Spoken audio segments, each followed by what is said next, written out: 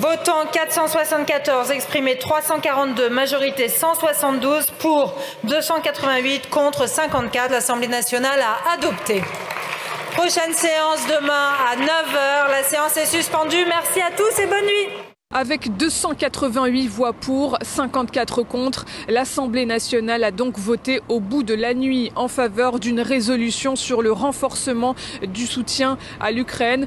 Dans le détail, cette résolution n'a qu'une valeur symbolique, mais elle appelle le gouvernement français, l'Union européenne et l'OTAN à défendre une Europe de la défense, à soutenir également le processus d'adhésion de l'Ukraine au sein de l'Union européenne, mais également à saisir les actifs russes gelés en 2023 pour, je cite, financer la résistance ukrainienne ainsi que la reconstruction du pays. Ont voté en faveur de cette résolution des députés macronistes, écologistes et socialistes ainsi que des partis de droite comme les Républicains ou encore Horizon.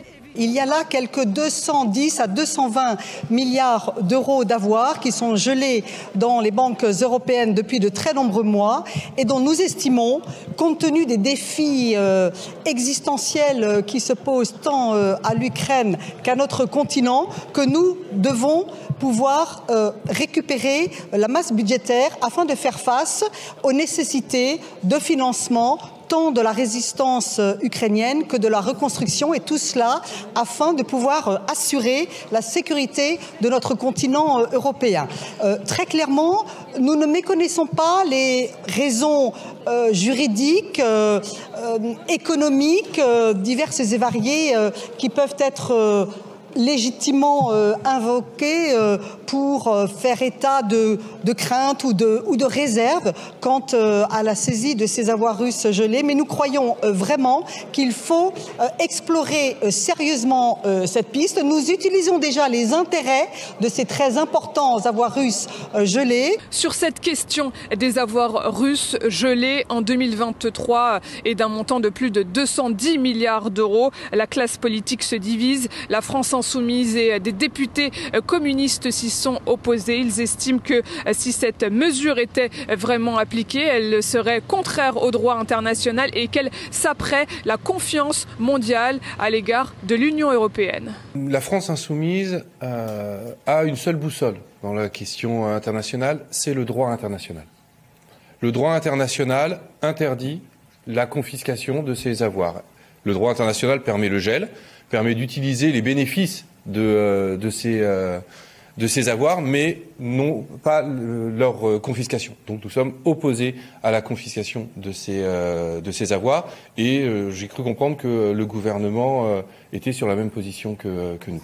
Le Rassemblement national s'est de son côté abstenu. Le parti de Marine Le Pen explique qu'effectivement la saisie des avoirs russes gelés dans le cadre de sanctions européennes pourrait être contraire au droit international et qu'elle pourrait aussi dissuader de futurs investisseurs de commercer à l'avenir avec des États du vieux continent, mais pas seulement. Si l'Union européenne décide de saisir les avoirs russes dans l'Union européenne, combien y a-t-il d'avoirs des pays de l'Union européenne en Russie? Parce que vous voyez, rien que Total, je crois que c'est 12 milliards. Donc le retour du bâton serait sévère. Il y aura de toute façon un retour de bâton. Le reste de l'opposition politique accuse la résolution de porter un message belliciste dans un contexte de négociation de paix entre la Russie et l'Ukraine sous l'égide des États-Unis. Monde à l'envers.